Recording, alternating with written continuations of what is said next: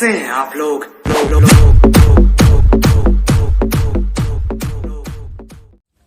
Hello दोस्तों, मैं सवेश Kumar Yadav KD Yadav channel में आपका फिर से स्वागत करते हैं। दोस्तों, आज एक छोटा सा टॉपिक लेके आए हैं जिसका नाम है भारत का झील। भारत का झील से क्वेश्चन 1-2 नंबर में एक क्वेश्चन या 2 क्वेश्चन आ जाता है। तो जानते हैं कि कौन सा झील और किस राज्य में स्थित है। सबसे पहले जो झील है इसका अध्ययन, जो झील का अध्ययन वो क्या कहलाता है, इसके बारे में जानते हैं। दोस्तों, झील का अध्ययन लिम्नोलॉजी, झील का जो अध्ययन है या झील से संबंधित विज्ञान के अध्ययन को लिम्नोलॉजी कहा जाता है। लिम्नोलॉजी कहा जाता है। दोस्तों, ये डल झील और मानस बल झील और बुलर झील, ये 3 झील के अलावा नागिन झील, शेषनाग झील, अनंतनाग, 7 अनंतनाग, ये सब झील आपको जम्मू कश्मीर में है। ये सब झील आपको जम्मू कश्मीर में है। इसको याद रखने के लिए हम लोग जानते हैं कि नाग और नागिन, ये नाग जिसके अंत में नाग लगा हो और ये नागिन, जो झील के अंत में नाग लगा हो वो झील जम्मू कश्मीर का होता है। जैसे मैंने बताया शेषनाग, अनंतनाग, देखिए दोस्तों नाग लगा हुआ है, और नागिन, तो नाग और नागिन, और ये डल, मानस और बुलर 3 झील है। जो 3 और ये 3 डल, मानस और बुलर के अलावा अंत में नाग और नागिन, ये झील आपको जम्मू कश्मीर में है। डल झील जम्मू कश्मीर में है, और बुलर झील जो मीठे पानी की सबसे बड़ी झील है। और इसी डल झील से डल झील पे तुलबुल परियोजना है जो जम्मू कश्मीर में है। दोस्तों, उसके बाद चलते हैं सातताल, खुरपताल, देवताल, राकसाल, मालाताल, जितना कि अंत में, शुरू में नहीं अंत में ताल लगा हुआ हो तो वो झील उत्तराखंड का होता है। जितना में अंत में ताल लगा हो तो वो झील उत्तराखंड का होता है। अब राजस्थान में कुछ झील है जिसको हम ट्रिक के माध्यम से याद रखते हैं। दोस्तों, राजस्थान का झील है उसको रखेंगे राजपीढ़ी साफलून, जिस जैसे राजसंबद, जयसंबद, पिछौला झील, डिडवाना झील, सांभर झील, फतेह सागर झील, नूलर कसर झील और नक्की झील। एक बार फिर से दोस्तों आप लोग लिखने का प्रयास कीजिएगा। राजसंबद झील, जयसंबद झील, पी से पिछौला झील, डी से डिडवाना झील, सा से सांभर झील, फ से फतेह सागर झील, लू से लूनर कसर झील और न से नक्की झील। ये राजस्थान का झील है दोस्तों। ये एक ट्रिक के माध्यम से याद रखते हैं। अगला चलते हैं हुसैन सागर झील और कोलेरू झील। हुसैन सागर झील और कोलेरू झील ये आंध्र प्रदेश में है।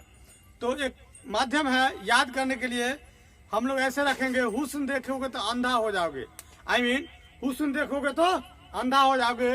तो हुसैन सागर और कोलेरू, जो अंधा आदमी होता है उसकी आंख से लोर गिरता है, आंसू गिरता है, तो कोलेरू और हुसैन सागर झील ये कहाँ है, आंध्र प्रदेश में।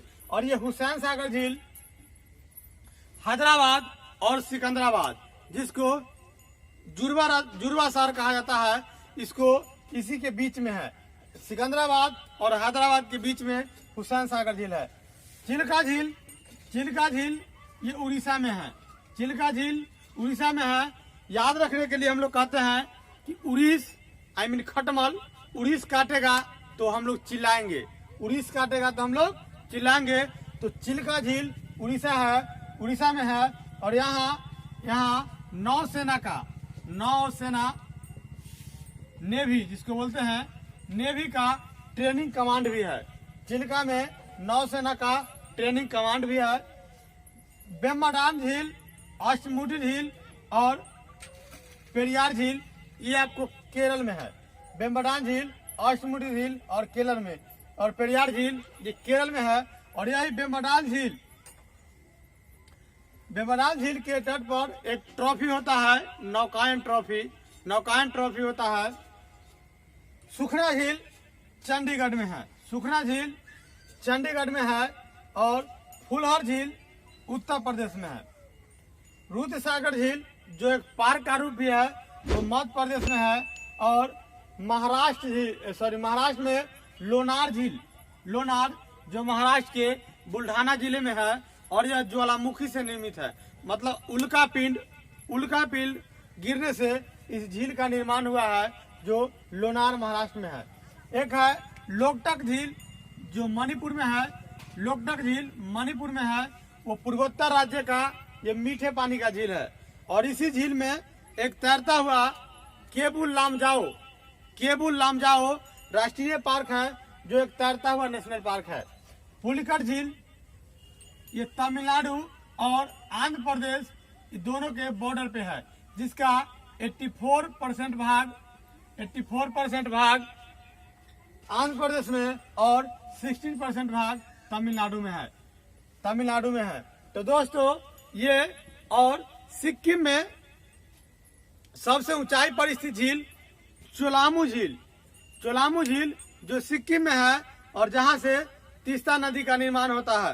तो दोस्तों ये झील से संबंधित आपका प्रश्न था, और हमको नहीं लगता है इससे ज्यादा क्वेश्चन आपसे और झील से संबंधित क्वेश्चन आपसे छूटने वाला है। तो दोस्तों एक बार फिर से रिकॉल कर लेते हैं। डल झील, मानस झील और बुलर झील, ये तीन के अलावा नागिन और नाग जितना में लगा है वो सब जम्मू कश्मीर में, जितना के अंत में ताल लगा हो, 7 ताल, देवताल, खुरपताल, राकसताल, जितना के अंत में ताल लगा हो वो कहाँ है? उत्तराखंड में। राजस्थान के झील मैंने बताया, राजसंबद, जयसंबद, पिछौला, डिडवाना, सांभर, फतेह सागर, लूनर कसर और नक्की झील। ये नक्की झील माउंट आबू पे है, माउंट आबू जो अरावली की सर्वोच्च चोटी है उस पे है। हुसैन सागर झील और कोलेरू झील आंध्र प्रदेश, चिल्का झील उड़ीसा, वेम्बनाड, अष्टमुडी और पेरियार केरल में, सुखना झील चंडीगढ़, फुलहर झील उत्तर प्रदेश और दूधसागर झील मध्य प्रदेश। उसके अलावा लोनार झील महाराष्ट्र में है जो उल्का से बना हुआ है, पुलिकट झील तमिलनाडु में, लोकटक झील मणिपुर, और सबसे ऊंचाई पर स्थित झील चोलामू झील जो सिक्किम में है, और जहां से तीस्ता नदी का निर्माण होता है। तो दोस्तों इसके साथ इस वीडियो को शेयर कीजिए, लाइक कीजिए और चैनल को सब्सक्राइब कीजिए। धन्यवाद। चलिए दोस्तों एक बार फिर से, भारत के जलप्रपात जिसको वाटरफॉल्स बोलते हैं, वाटरफॉल जलप्रपात, उसके बारे में जानते हैं कि किस नदी पर है और कौन किस राज्य में है। अधिकतर पूछता है। तो जोग या गुरसप्पा जो शरावती नदी ये कर्नाटक में है, और इसकी ऊंचाई 255